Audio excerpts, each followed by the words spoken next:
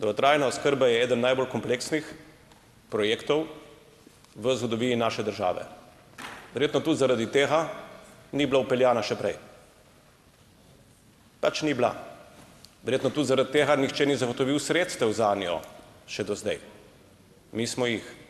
Ta sredstva se zbirajo na posebnem računu v zdravstveni blagajni. Ne na ministrstvu, ne na vladi, ampak na zdravstveni blagajni. Tam, kjer vsi ostali prispevki za zdravstveno oskrbo Slovenije. Račun je poseben, sredstva so namenska in niti evro ne bo porabljen za nič drugega kot za dolgotrajno oskrbo.